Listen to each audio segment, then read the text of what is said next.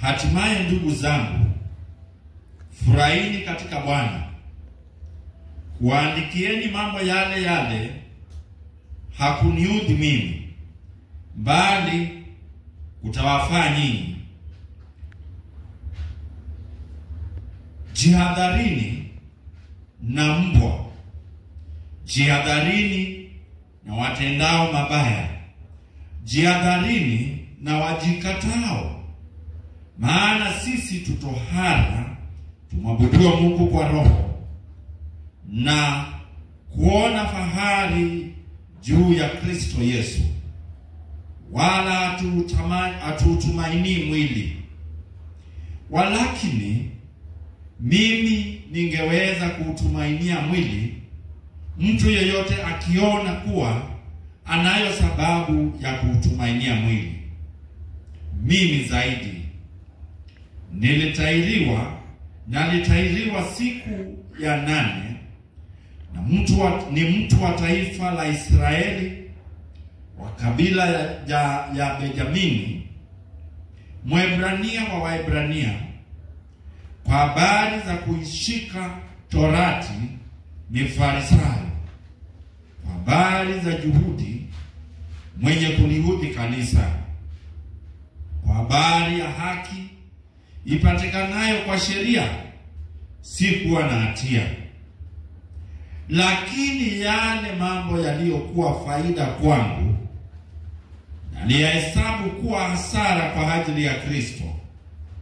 Naam, zaidi ya hayo, na yahesabu mambo yote kuwa hasara kwa ajili ya uzuri usio na kiasi wa kumjua Kristo Yesu Bwana wangu, ambaye kwa ajili yake nimepata hasara ya mambo yote, nikiyahesabu kuwa kama mafi, ili nipate Kristo, tena nionekane katika yeye, nisiwe na haki yangu mwenyewe ipatikanayo kwa sheria, bali ile ipatikanayo kwa imani, ili katika Kristo haki ile itokayo kwa Mungu kwa imani, ili nimjue yeye na uweza wa kufufuka kwake na ushirika wa mateso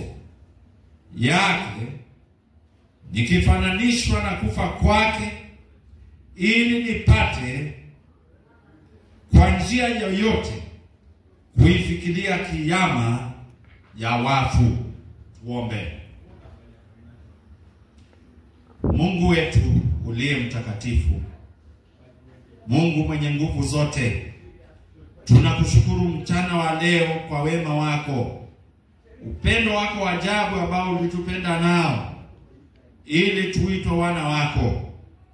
Ulituchagua kabla ya misingi ya ulimwengu kuwekwa, ili tupate kuokoka na kuweza kumjua Kristo na kazi yake ya msalaba. Bwana, tunakupa sifa kwa sababu wewe ni Mungu mkuu.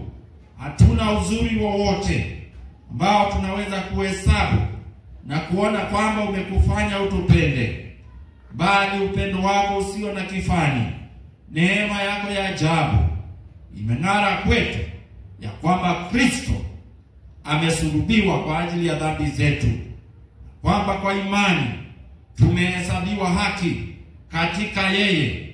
Bwana, tunakupa sifa. Tunakushukuru mchana wa leo napoenda kusikia neno lako. Bwana, nena nasi. Anaosikia sauti hii, Mungu, naomba ukawanene. Roho wako Mtakatifu akanene kwa sauti kuu inayoweza kusikika na kila moyo, kwamba wale ambao hawajamwamini Kristo waweze kuokolewa. Bwana wa majeshi, tunaomba utuwezeshe kumuinua Kristo ili akavute wengi waje kwake waokolewe. Pokea sifa na utukufu, kwa maana unastahili. Kwa jina la Yesu Kristo tumeomba.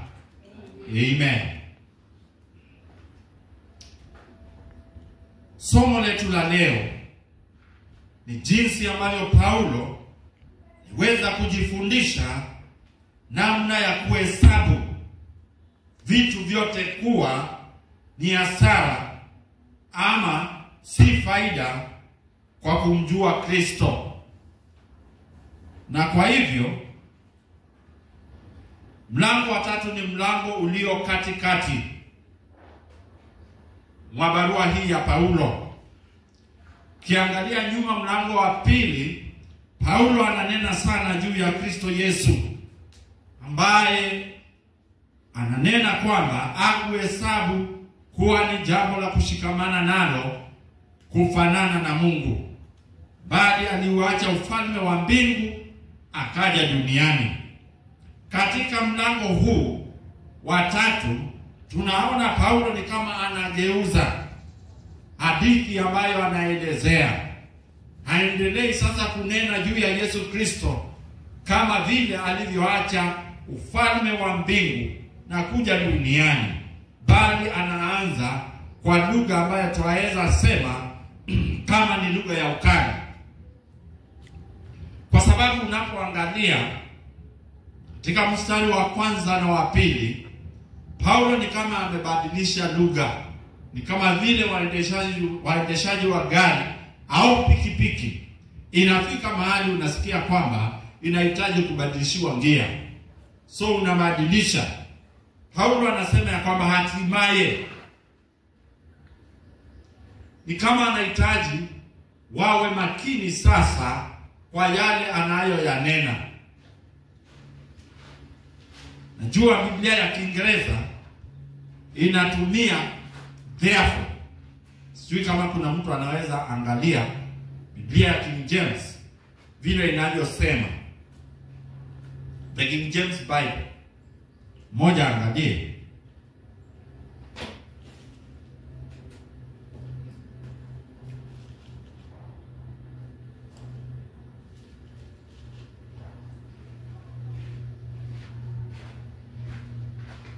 Inatumia neno finally. Ni kama waweza ichukulia kama neno la Kiingereza hapa ni kama anamalizia. Mwingine alisema wahubiri wanaanza kumalizia katikati. It is a style of all preachers, kwamba unaweza sikia na tukimalizia. Mwingine alisema kwamba mhubiri umaliza ujumbe wake mara 5.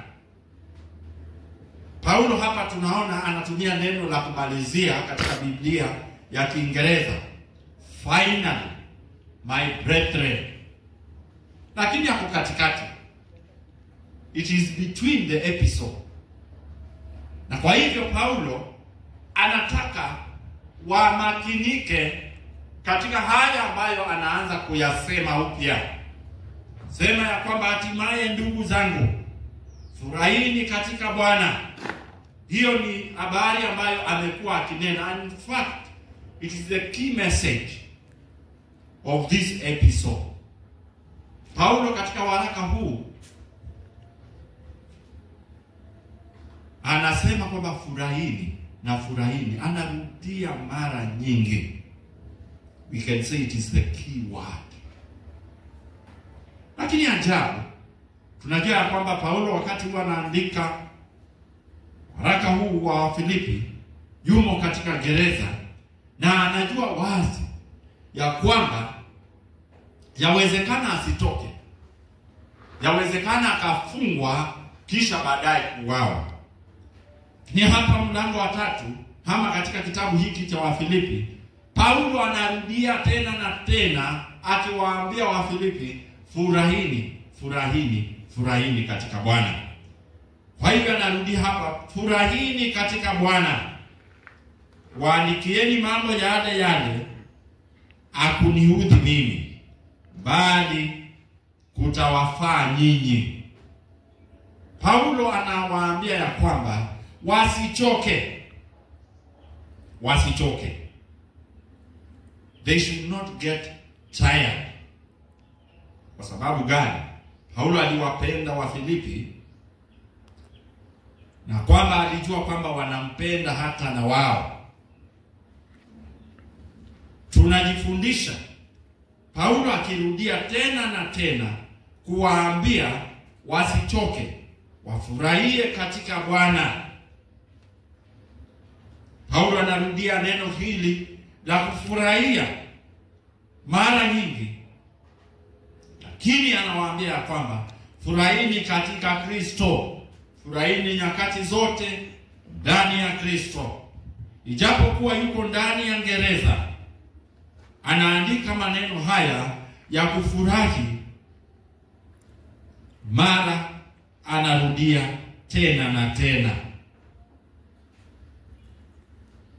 Paulo ni kama anafikiria ya kwamba ataweza kutoka katika gereza na kwenda kukutana na wao.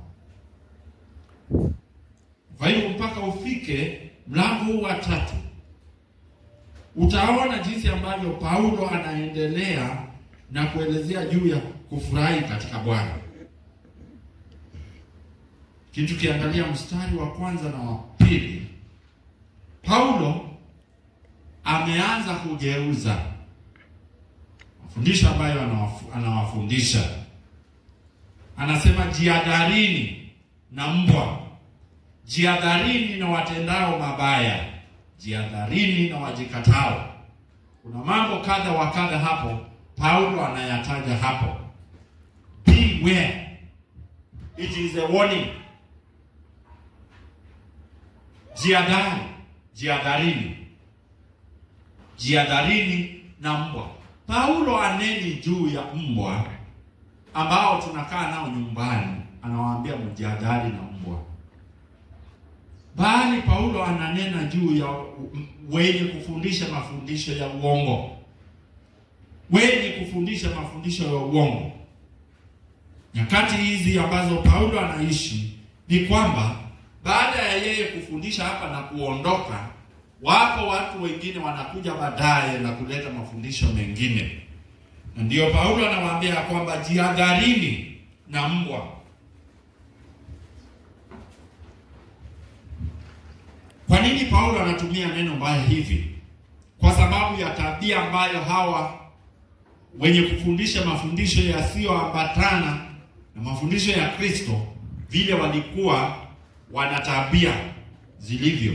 Ni kama mbwa anajua hautaki akufuate, na kwa hivyo unampiga arudi, hata unamrushia mawe, lakini ukipiga kona ile, yeye unamwona nyuma, ananusa mahali ulipitia, anakufuata. Wale ambao walikuwa wanafundisha haya mafundisho ya uongo walikuwa wanafuata Paulo hivyo,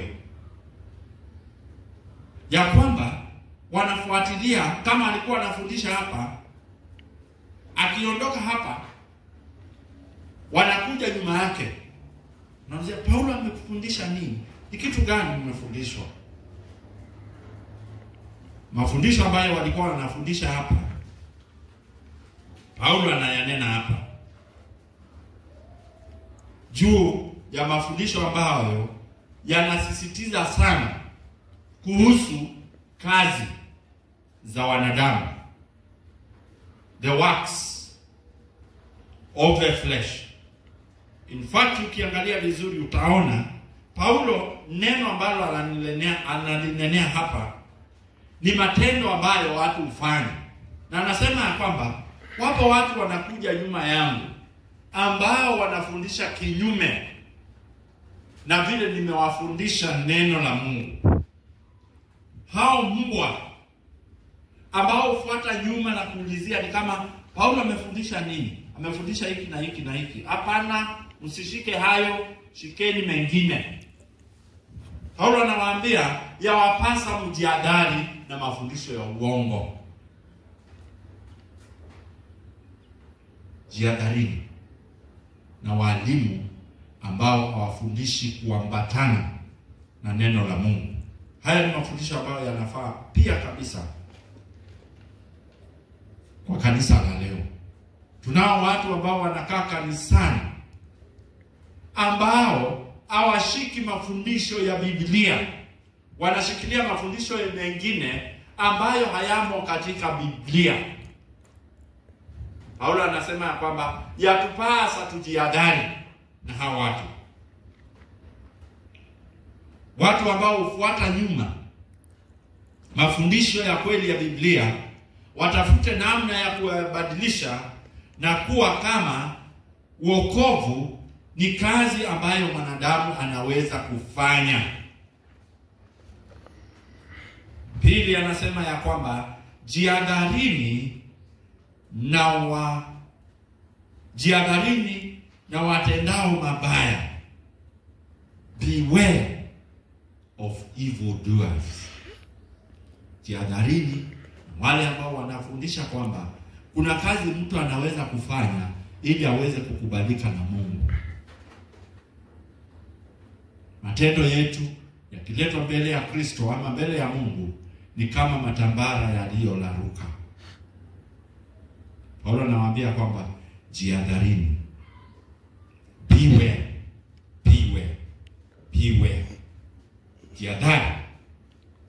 Jihadhari na mtu yote anayekufundisha kwamba kazi zako zinaweza kukununulia chochote mbele za Mungu. Salvation by works of the flesh. Salvation is by grace and grace alone in Christ Jesus.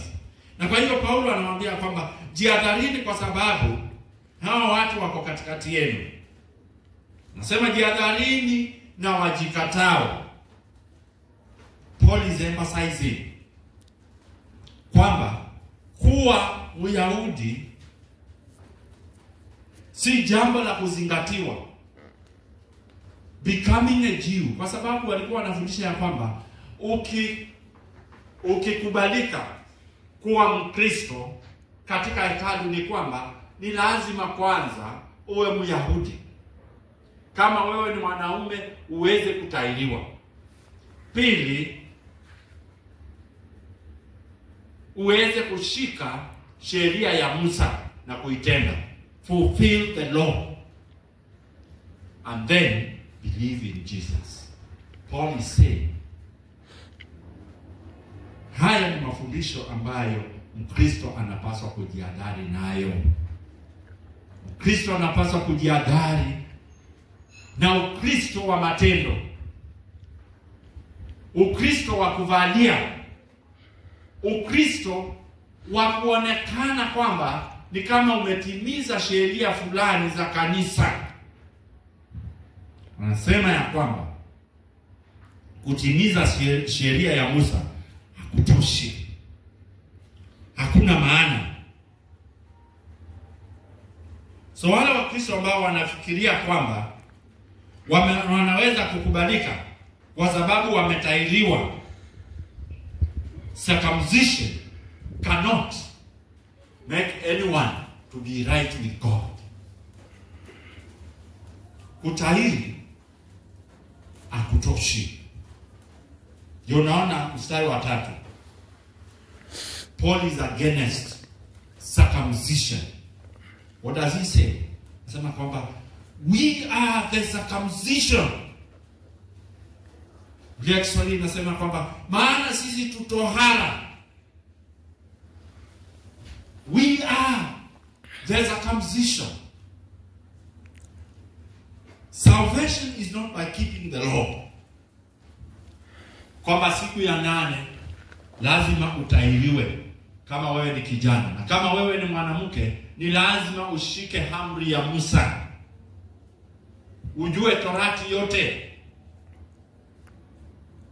Siku hizi watu wanafundishwa mambo kama hayo, ya kwamba ni lazima utimize hii na utimize hii na utimize hii. Paul is very clear. Paul ananena wazi ya kwamba if circumcision is a requirement, then we have it. Why?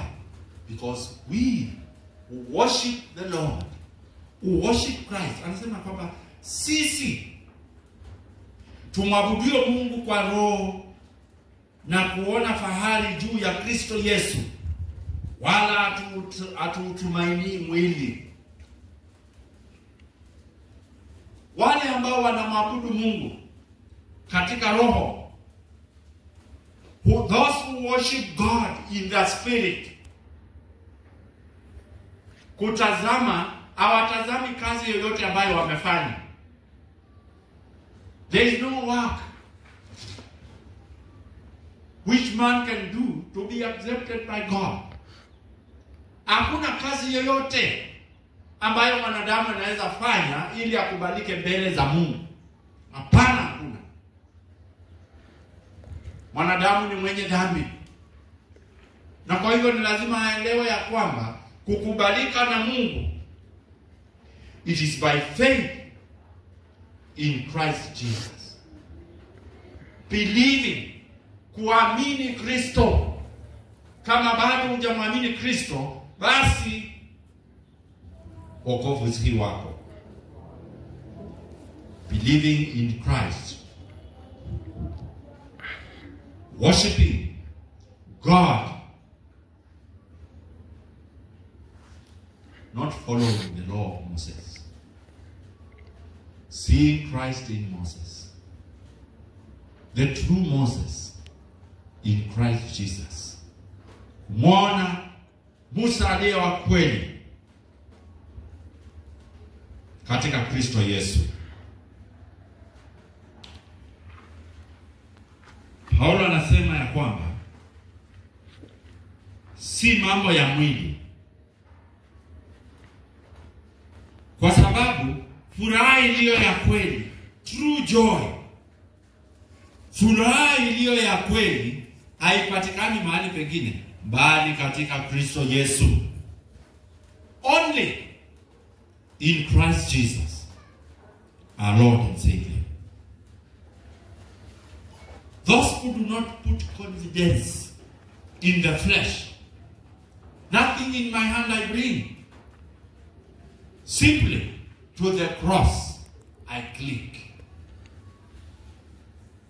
Hakuna chochote ambacho tunaweza kuja nacho mbele za Mungu ili tuweze kukubalika. Bali sadaka ambayo Kristo aliitoa pale msalabani ndiyo peke yake tegemeo letu. Depending only upon the sacrifice. We don't put any confidence. Hatuweki tumaini lolote katika mwili. Mwili na mambo yake imekataliwa. Na kwa hivyo inapasa mtu yoyote akija kwa Kristo amwamini yeye kwamba anaweza kuokoa, anaweza kubadilisha, ndiye peke yake njia ya uzima.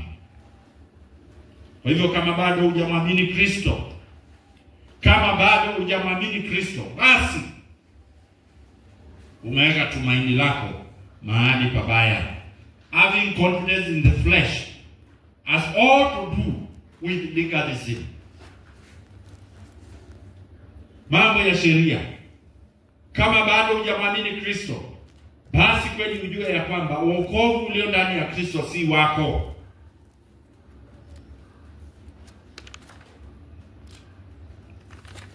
Paulo ananena hapa, anasema kwamba hakuna mtu yeyote ambaye anapaswa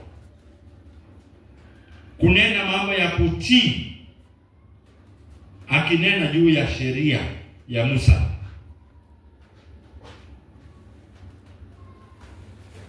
Mwito ambao tumeitwa ndani ya Kristo Yesu, hatujaitwa kutimiza sheria, bali tumeitwa kumwamini Kristo. Our relationship with God is not based on performance. Huwezi kusema ya kwamba kwa sababu ni mimi nawekelea kanisa maji, kwa sababu ni mimi napanga viti, kwa sababu ni mimi naongoza kwaya, kwa sababu ni mimi napiga keyboard, kwa sababu ni mimi nafanya hivi, Mungu hawezi nikataa. No.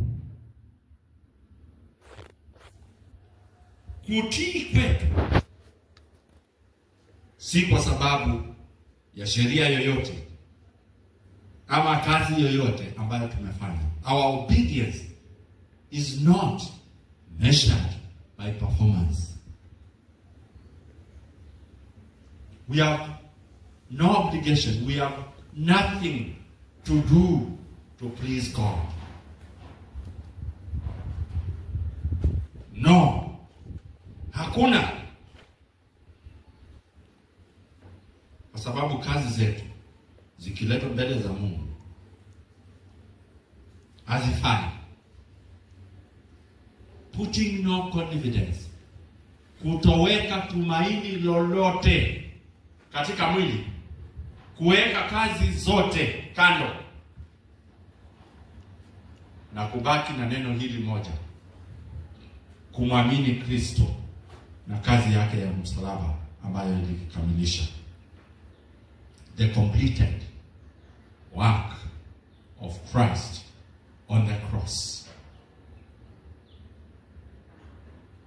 That is the only obedience that is acceptable before God. It is by faith and faith alone. Ndio tunaona mstari wa 4. Walakini mimi ningeweza kuutumainia mwili. Mtu yoyote akijiona kuwa anayo sababu ya kuutumainia mwili, mimi zaidi. Kama kuna mtu ambaye anaweza kusema mambo ya mwili, Paulo anasema kwamba mimi ni zaidi. Ni lazima tuweze kufikia kiwango hiki. Ni kama Paulo anashusha chini matendo ya mwili. He is bringing down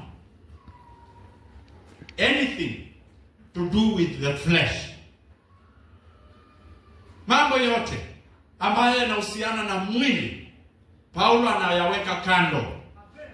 Ndio aweze kuja mbele ya Kristo peke yake kwa imani. Kumwamini Kristo peke yake, pasipo kufanya lolote. Hakuna kazi.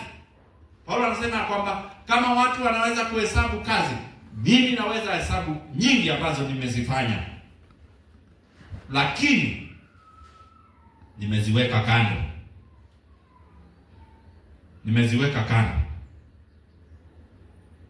Kwa sababu kama ni kutimiza sheria, najua mstari wa 5 na wa 6, verse 5 and 6, Paulo anasema ya kwamba kwa habari ya juhudi mwenye kuliudhi kanisa, mstari wa 5, pole, na nitailiwa siku ya 8, ni mtu wa taifa la Israeli, wa kabila la Benjamini, Mwebrania wa Waebrania, kwa habari ya kushika Torati ni Farisayo, kwa habari ya juhudi mwenye kuliudhi kanisa, kwa habari ya haki ipatikanayo kwa sheria si kuwa na hatia.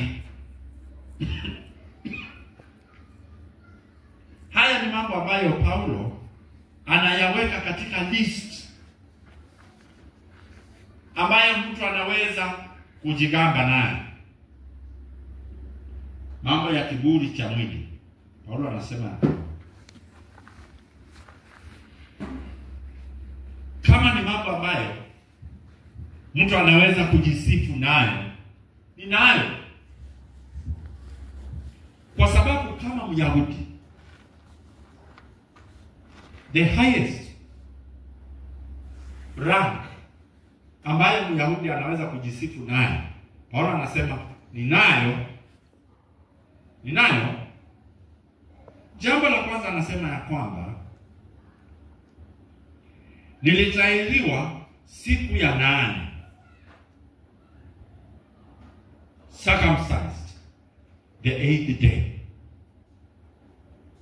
Hiyo ilikuwa sheria ya Torati ambayo kila mtu alipaswa kufanya kama kweli ni Myahudi.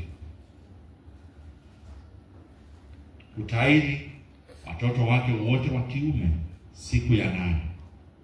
Hiyo ilikuwa ni thibitisho namba 1. Kukubali kutahiri watoto wako siku ya 8. That qualified your children to belong to the holy nation of Israel.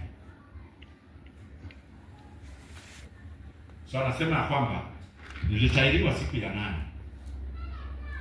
Myahudi yeyote anayesikiza Paulo akinena anasema kwamba Paulo ni wokovu wetu. He is a real Israel. Namba 2. Sema ya kwamba mtu wa taifa la Israeli. Nasema kwamba nilitahiriwa siku ya 8 baada ya kuzaliwa. Kwa hivyo mimi ni mtu wa taifa la Israeli. Hakuna mtu anaweza nikataa kunihusisha ama kunifananisha na taifa lingine, ama kuniambia si Muisraeli. Mimi ni mtu wa taifa la Israeli. If anybody qualifies to be an Israelite, I am. Sababu gani? Mwingine anasema kwamba of the tribe of Benjamin. Of the tribe of Benjamin. Paul is taking them back to the Old Testament, the time of King Saul. Nawaambia kwamba mimi ni Myahudi wa kweli, a real Jew. Mimi ni Myahudi wa kweli. Kwa sababu gani? Kwa sababu mimi ni wa taifa la Benjamini. He reminds them, remember about your first king, Saul. He was from that tribe. I belong there. Ni wa taifa, ni wa nyumba ambayo inaweza kujisifu na kujiita majina yote ya sifa, kwa sababu I'm from that Benjamin tribe. Mimi si mtu hivi. Mtu yeyote angesikia na kusema kwamba kweli. Sababu hata mfalme wetu wa kwanza alitoka katika ukoo huo. Mimi ni Mwebrania wa Waebrania. I'm a real Hebrew ambaye anaweza kuongea Kiebrania fluently. Somebody who fulfills the Jewish law perfectly.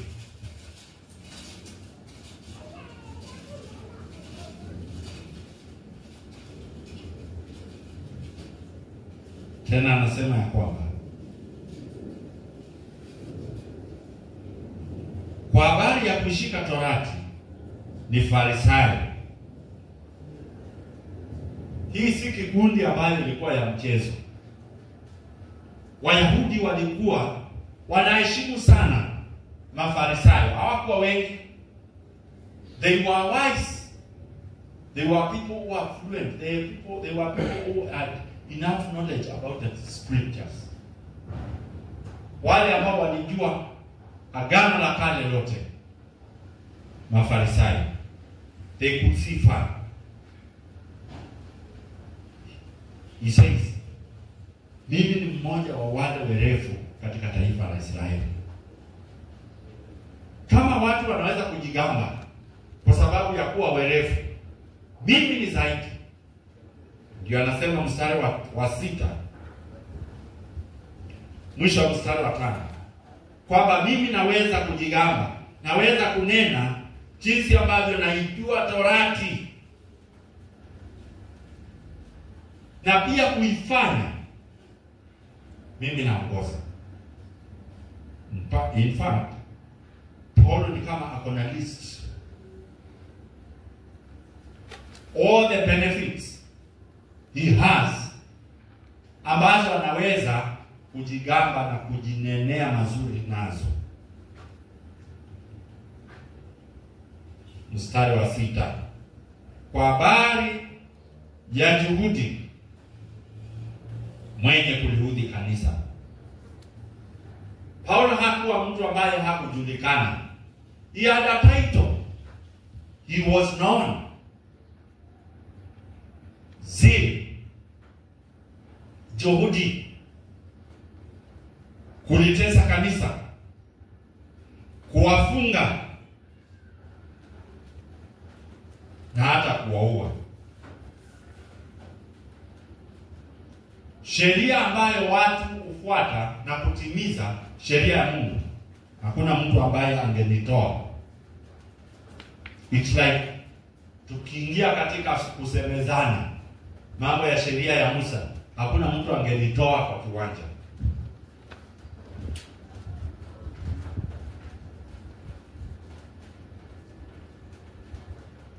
Watu wote wangenisikiza na kuniacha hapo.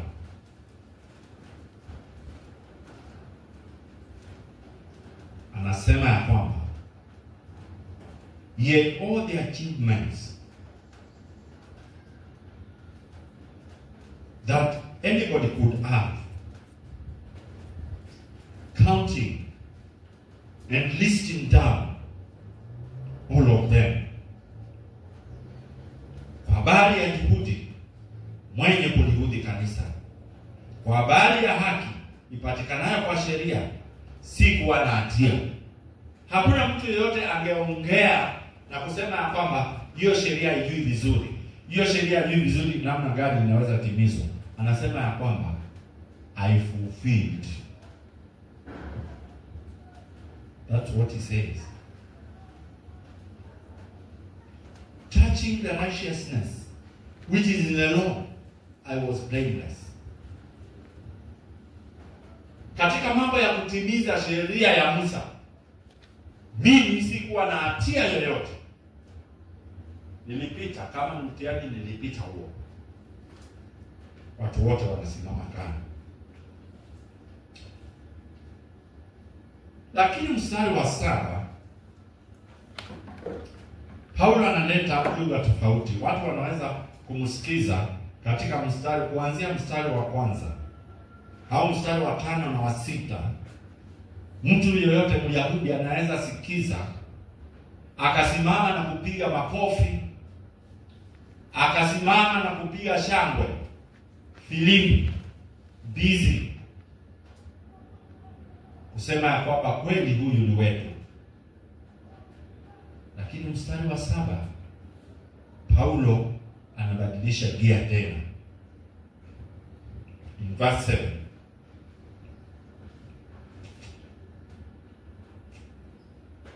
lakini mambo yale yaliyokuwa faida kwangu na niyahesabu kuwa hasara kwa ajili ya Kristo. But what things were gain to me, those I counted loss. Haya mambo ambayo tumeyataja, that big list, that long list ya mambo ambayo Paulo alikuwa nayo, ambayo kila mtu angemvulia kofia na kumwambia wewe kweli unastahili, kweli wewe ni ndume, kweli wewe ni mwanaume. Paulo anasema ya kwamba kwa kumjua Kristo, it's like Paul is telling them something has happened in my life. Kuna jambo ambalo limetendeka katika maisha yangu, ya kwamba katika mambo haya yote ambayo mtu anaweza shikamana naye na kuonyesha kwamba ni mambo ambayo yanaweza kumpendeza Mungu, there is a time which came in my life and I put all of them aside.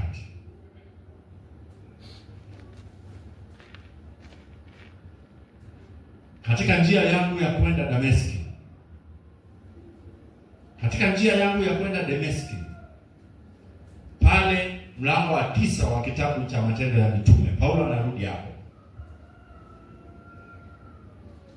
Anawaambia, tangu nilipomjua Kristo, tangu nilipokutana na Kristo, kila kitu imebadilika katika maisha yangu. That long list went away when I met Christ. Wewe unasema unamjua Kristo, wewe unasema ya kwamba umeokolewa, lakini bado unashikilia hayo mambo ambayo umeyafanya.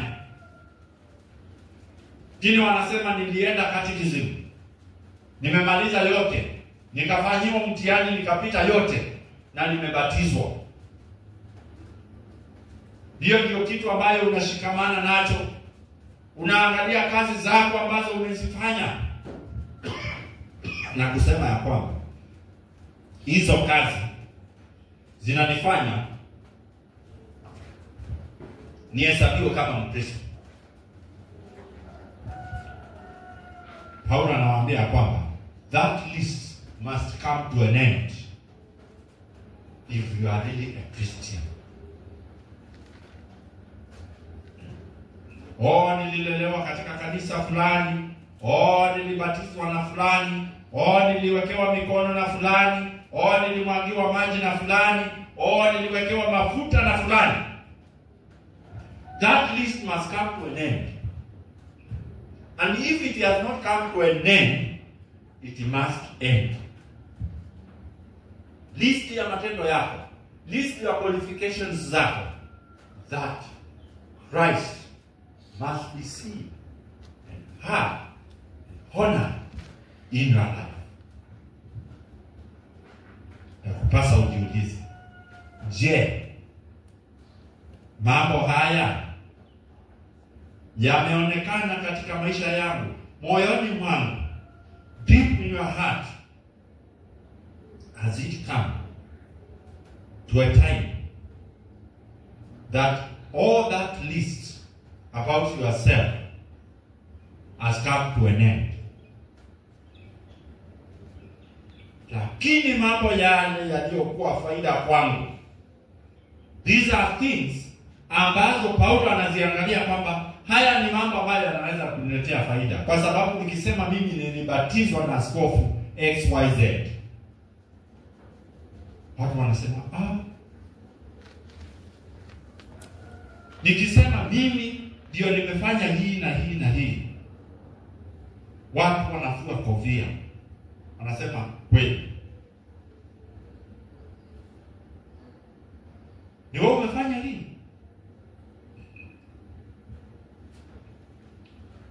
Our list must come to an end. Now we're counting. Remember I said, Paul learned to count all as a loss for knowing Christ. Paulo anasema kwamba naliweza kuhesabu. That list of self, me and me and me, must come to an end. Kusema ya kwamba hata nikiwa hivyo, najua Mungu akikuja ama nikisimama mbele ya Mungu atanikubali, kwa sababu mimi nimefanya hii na nimefanya hii na nimefanya hii. Paulo anasema ya kwamba nilipomjua Kristo, nilipokutana na Kristo, haya mambo yote yanayonihusu yakawa hasara. All things that were gain to me, those I counted loss for Christ. Can you count anything that is a loss for knowing Christ?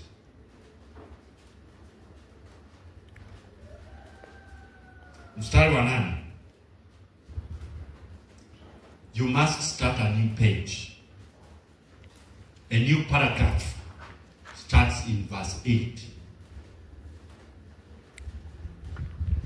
He says, yes, doubtlessly, pasipo maswali, sema, naam, zaidi ya hayo, there is something more. A new beginning has begun. If anyone is in Christ, is a new creation. The old is gone, the new has come. So verse 8 is a new paragraph. I know other versions say, yet indeed. It's like saying, yes, kweli nawaambia ya kwamba vitu vyote, kazi zote, uzuri wangu wote na uhesabu kama takataka.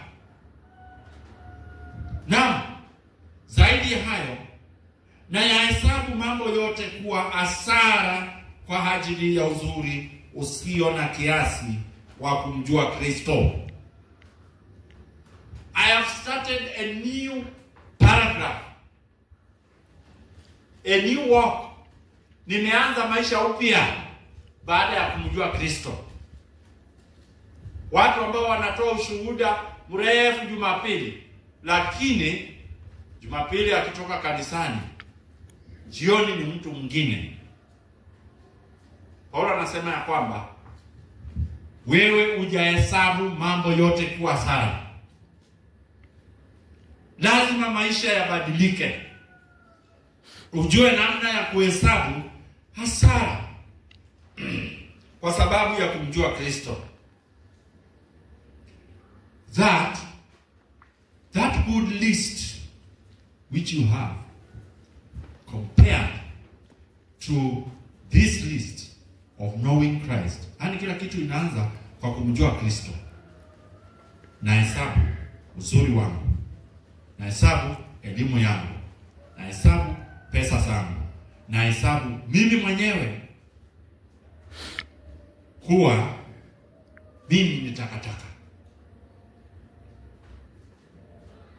Mimi na uzuri wangu wote sina faida. I have no benefit of my own for the sake of knowing Christ. What have you lost? That you can count.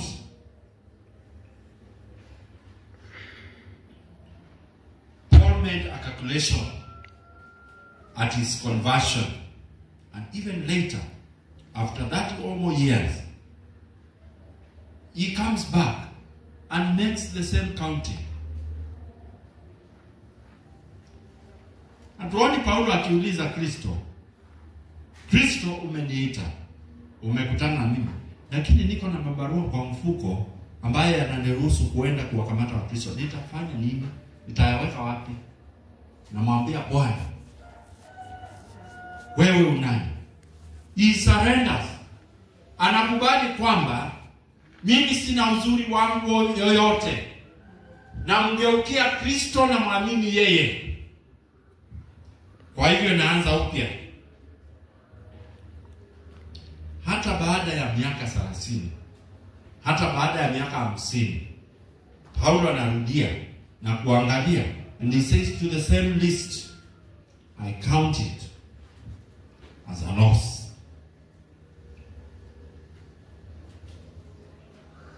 It's like doing a personal audit. Kufanya mahesabu ya maisha yako mwenyewe. Ni kitu gani umepoteza? Ni kitu gani umeacha kwa uzuri ulio ndani ya Kristo Yesu? Bado unaendelea na kufuata watu. Bado unaendelea na kufuata mambo ya kutafuta faida yako mwenyewe, na umfuate Kristo. Umepotea. Paulo anasema kwamba nimehesabu Hebu angalia katika maisha yako. What is your attitude when it comes to the things of God?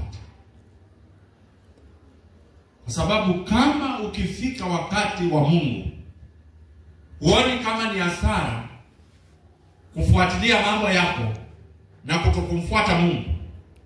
Pengine wengine uchukulia siku ya Jumapili kama ndio siku ya kutembeleana. Haoni haja ya kuacha marafiki ambao wanamtembelea Jumapili. Haoni haja ya kuamka mapema ndio aweze kuenda kutumikia Mungu. Bado anahesabu kama Jumatatu ndio nitaweza kuamka mapema, lakini Jumapili ndio siku yangu ya kupumzika, ndio siku yangu ya kufua nguo, ndio siku yangu ya kutembelea marafiki, ndio siku yangu ya kupumzika. Mkristo wa kweli uhesabu hizo vitu zote kwa hasara.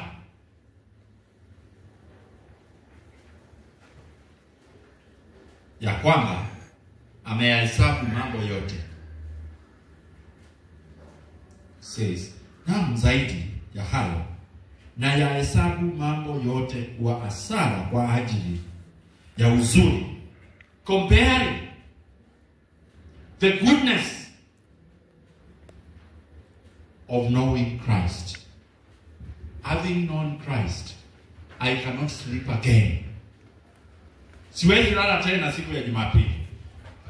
Siwezi enda kufanya mambo ya kujifurahisha siku ya Jumapili. Imefika mwisho. Naangalia kumjua Kristo na uzuri ulio ndani ya Kristo Yesu. Nasema ulimwengu na uzuri wako potelea mbali.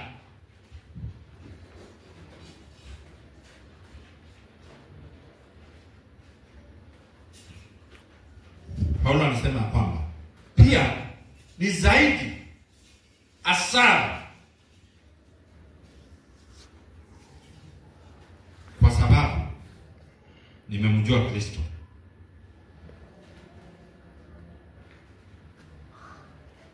Mstari wa 9, tena nionekane katika yeye, nisiwe na haki yangu mwenyewe ipatikanayo kwa sheria, bali ile ipatikanayo kwa imani iliyo katika Kristo, haki ile itokayo kwa Mungu kwa imani. It is more. It is more. I count. Neno ambalo Paulo anatumia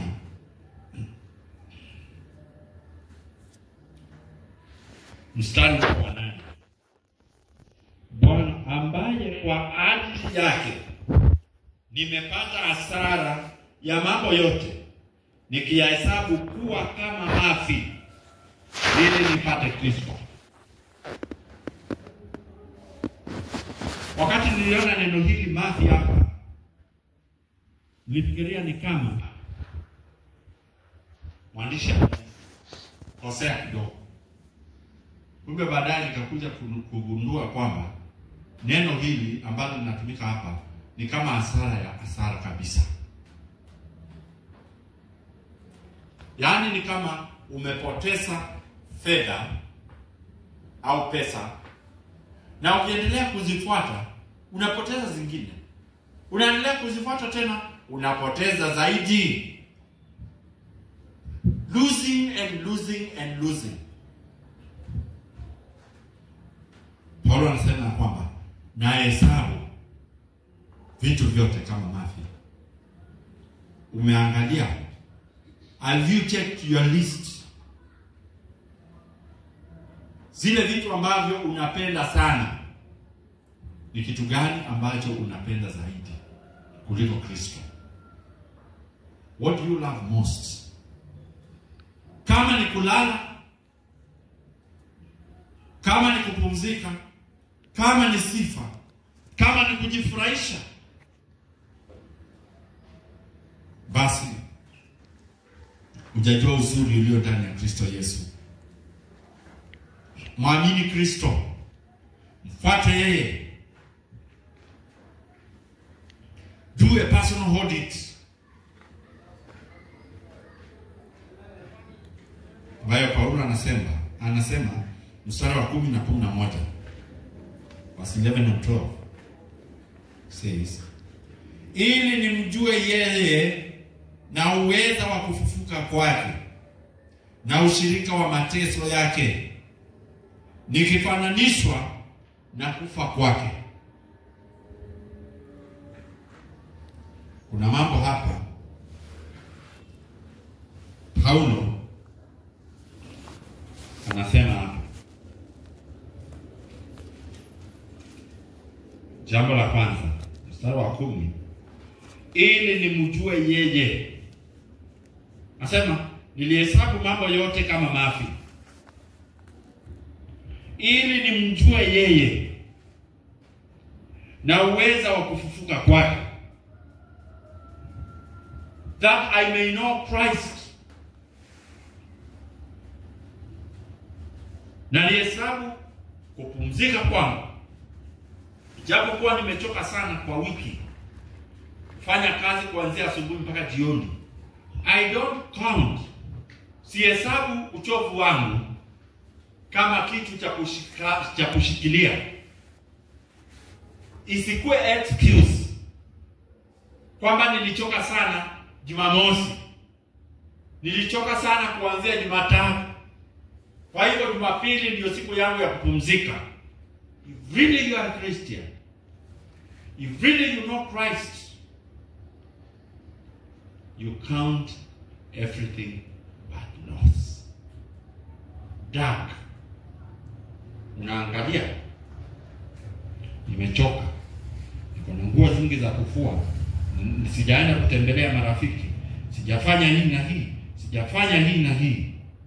Bali kwa sababu ya Kristo, hizo mambo yote potelea mbali, naenda kumwabudu Mungu. Bado hujamjua Kristo, bado hujajua namna ambavyo Kristo aliweza kujitoa afe msalabani kwa ajili ya dhambi zako. You have not known the quality of that sacrifice that Christ gave for your sins. Paulo anasema kwamba nilihesabu hayo yote ili niweze kumjua Kristo. Have you known Christ? Je, umemjua Kristo? Kwamba unaweza kuhesabu ukasema kwamba haya yote yana faida kwangu, lakini siwezi kuyaweka kama excuse ya kukosa kumwabudu Mungu siku ya Jumapili. Haya mambo unayoyaendea kufanya, ambayo ni ya kufurahisha mwili, ambayo ni ya kujipendeza, yamekuwa hasara kweli, ndio uweze kusema nimemjua Kristo. Pili, Paulo anasema kwamba the power,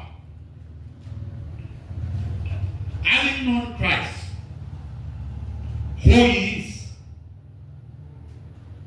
2, have you known the power of resurrection? Do you know the power of resurrection? Kristo ambaye alikufa kifo cha aibu, hakuhesabu kifo cha aibu kuwa ni jambo la kuepuka, bali alijiweka mikononi mwake ambaye hawezi kumweka aibu. Have you known God? Wewe umemjua Mungu. Kama Jumapili unaona kuna kitu kinaweza kusimama mbele yako na kukufanya usimwabudu Mungu, bado hujajua Kristo. Yule ambaye Paulo ananena juu yake mlango wa 2 akisema kwamba hakuona kwamba kutoshana na Mungu, being equal with God, is something to hold on. But he came to earth, took a human body. Unapopanga mambo ya Christmas, mambo ya kujifurahisha siku ya Christmas, je, una jambo gani ambalo umelipanga ambalo ni la kumpa Mungu heshima kwa sababu ya wokovu ulio ndani ya Kristo Yesu. Nothing people plan about giving God that respect, that honor that he gave his only begotten son. Kitaka kujua mtu amemjua Kristo, angalia tu zile mambo amepanga. Check that list ambayo huyu mtu amepanga, kwa sababu anasema ni Christmas. Ulimwengu hutumia mambo mengi sana. Nakumbuka nikisema hapa mbele yenu ya kwamba the most expensive Christmas tree is found in a town called Abu Dhabi, a Muslim country, a Muslim area. Waislamu wametengeneza mti wa dhahabu wenye dhamana kubwa sana, ambao watu huenda hizo sehemu za Kiislamu wakaweze kuona. Hiyo si kumheshimu Kristo. That is not giving fame to Christ. They do not know Christ. Hawamtambui Kristo kama Mwokozi. Ijapokuwa mti wa Krismasi wenye gharama kubwa ulimwenguni unapatikana huko nchi za Kiarabu. And that does not make them to say that they honor Christ. No. Watu wanajitayarisha kununua nguo na kutumia pesa nyingi kujifurahisha wakati wa Krismasi, lakini hawana mpango ya kumwabudu Mungu ambaye aliacha mbingu akaja duniani. They have not known how great Christ is. They have not known the power of resurrection. Wanatumia gharama nyingi kutunza miili yao, kujifurahisha, lakini bado hawajajua nguvu iliyo ndani ya Mungu ambaye alimfufua Kristo. Have you known the power of resurrection? Kwa sababu ukijua nguvu ya ufufuo, Paulo anasema kwamba tena nionekane katika yeye, nisiwe na haki yangu. Mstari wa 10. Ili nimjue yeye na uweza wa kufufuka kwake, pia ushirika wa mateso yake. Fellowship. I like that.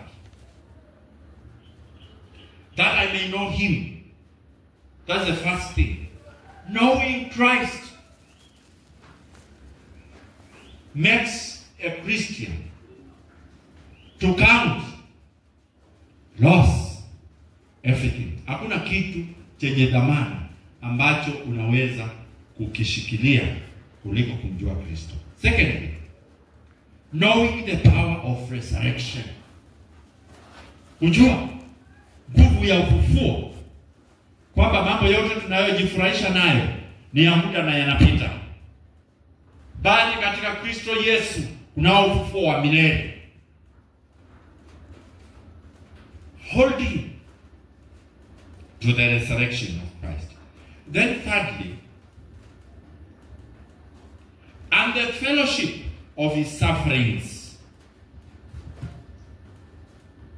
Ushirika wa mateso yake. Ushirika wa mateso ya Kristo. Wewe umeshiriki mateso ya Kristo? Ama unatafuta? Wengine wanafurahia kwamba nikiokoka, nikisema nimemwamini Kristo, basi shida zinaisha.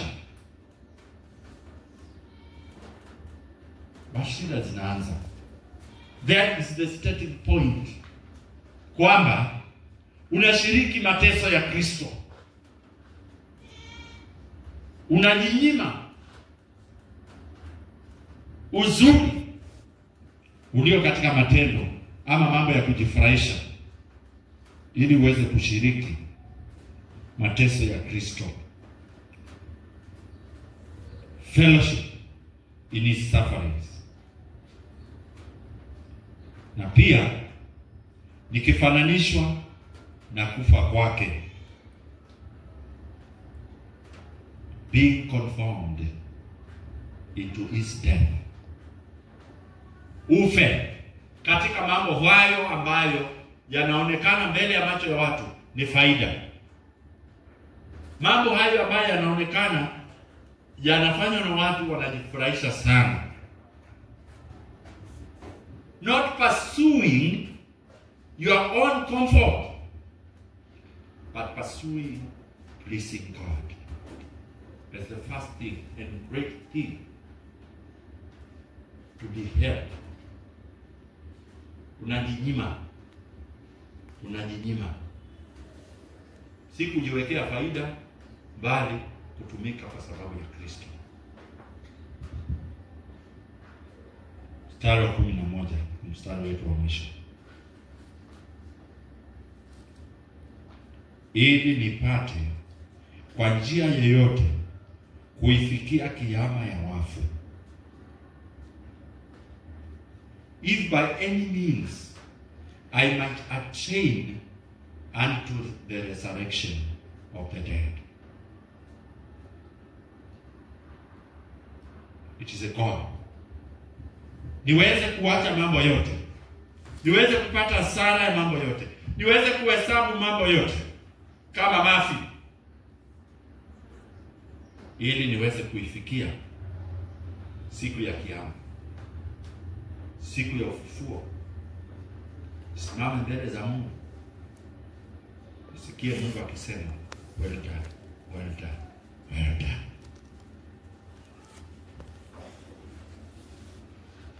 Knowing about the death of Christ, but also looking ahead kuifikia hiyo siku ya kiyama.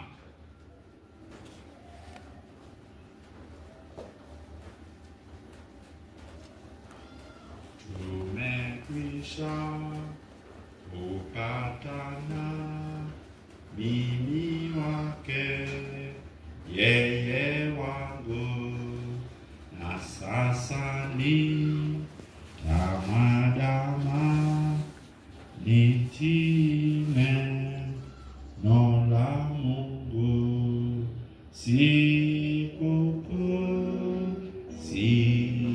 Sikukuu ya kuoshwa dhambi zangu kuu.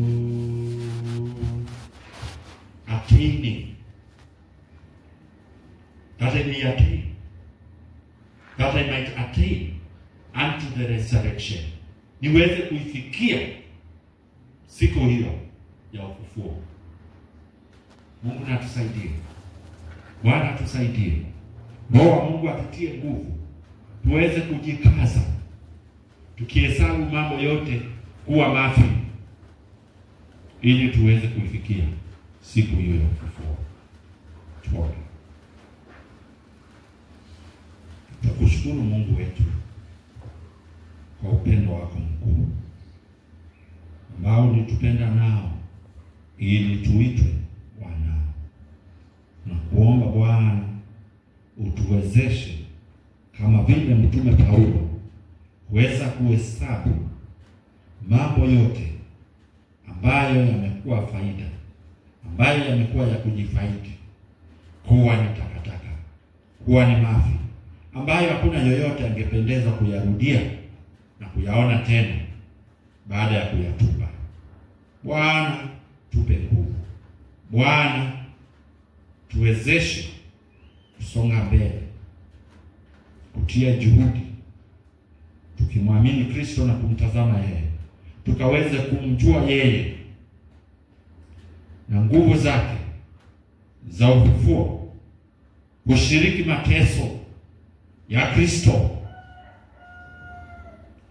ili tuweze kuifikia kiama ya wafu ambayo itatu kutuwezesha kuingia mbinguni na kumwona Kristo na kukaa pamoja naye milele na hata milele. Bwana, tutimizie haja zetu. Bwana, ututende wema. Upendo ambao hatukushiriki nao siku ya leo, naomba Bwana haweze kuwaleta siku nyingine tukashiriki pamoja.